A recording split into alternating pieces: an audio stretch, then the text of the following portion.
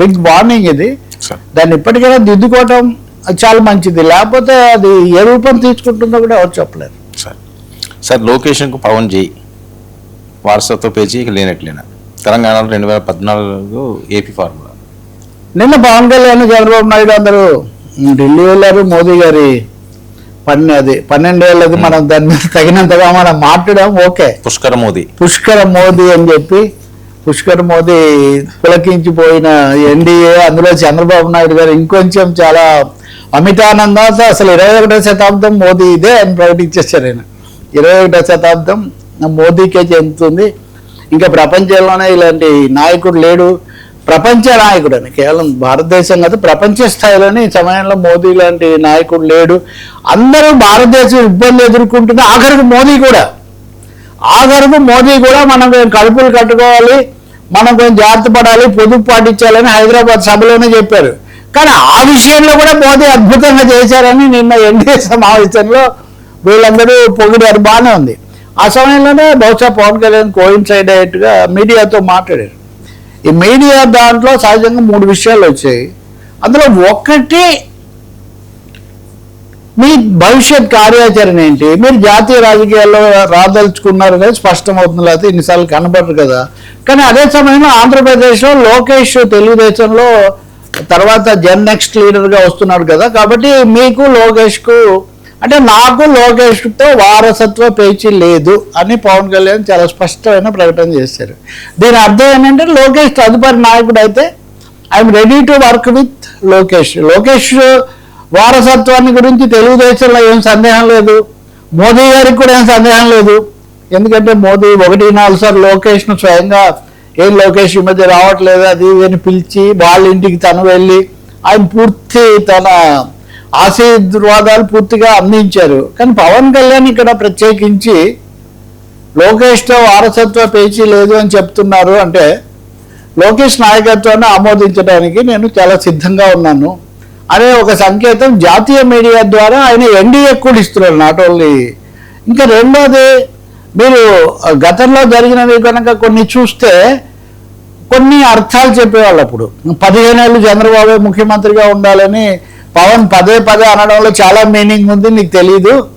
ఈ 15 ఏళ్లలో లోకేష్ కాదు చంద్రబాబే ఉండాలి, లేకపోతే ఒప్పుకోనని పవన్ చెప్తున్నాడని కొంతమంది వాళ్ళ సొంత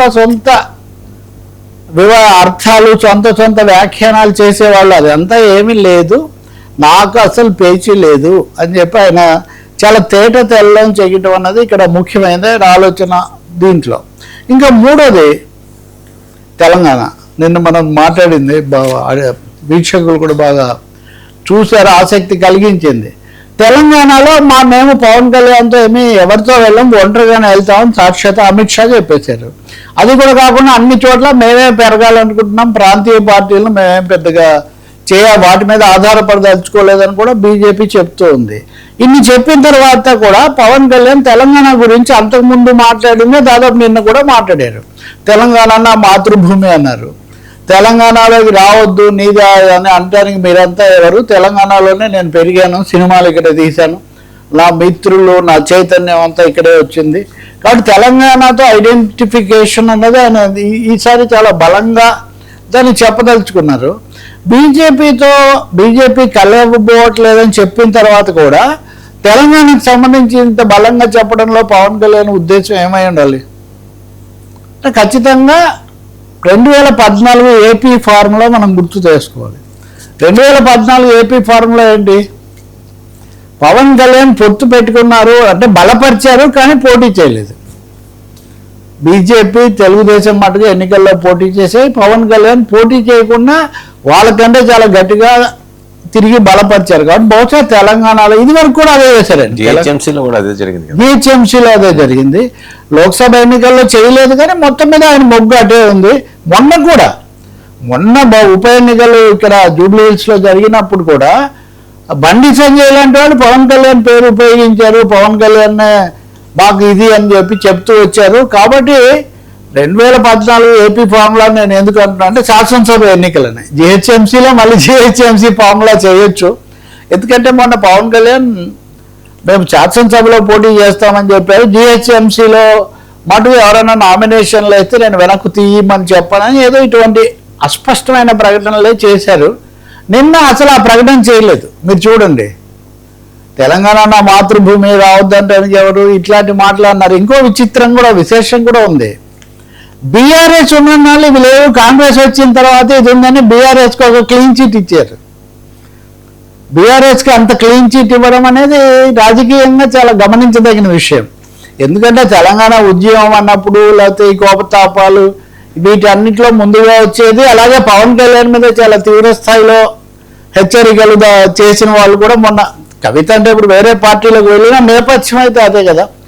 కాబట్టి బీఆర్ఎస్తో నేను నో ప్రాబ్లం, నేను బీఆర్ఎస్తో పేచి పెట్టుకోవట్లేదు. ఖచ్చితంగా Pawan Kalyan NDA face of the ఎన్డీఏగా మోదీ అమిత్ షాలు వాళ్ళ నాయకత్వం అన్నదానికి అనుకూలంగా మాట్లాడుతున్నారు. అంటే తెలంగాణలో వాళ్ళను బలోపేతం చేయడానికి, వాళ్ళ విజయానికి ఆయన ఏది తర్వాత రంగంలోకి రాబోతున్నారు అనేది స్పష్టమవుతుంది. కాబట్టి జనసేన పోటీ అన్నది ఇప్పటికి సందేహమే. ఇంకా ఎందుకంటే ఇన్ని చెప్పిన తర్వాత మనం చూస్తే ఆయన శాసనసభ ఎన్నికల్లో పోటీ చేశారు, ఎక్కువ చోట్ల డిపాజిట్లు రాలేదు.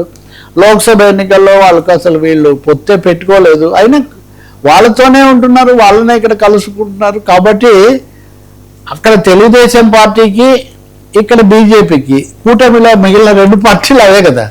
సో తెలుగు రాష్ట్రాల్లో ఒక చోట తెలుగుదేశానికి, ఒక చోట బీజేపీకి పవన్ కళ్యాణ్ సర్వసంపూర్ణమైన మద్దతు ఇచ్చి తన గ్లామరు లేకపోతే తన ఏమనాలి తన స్థానం వాళ్ళకు తోడు చేయడానికి సిద్ధంగా ఉన్నారనేది స్పష్టమవుతుంది.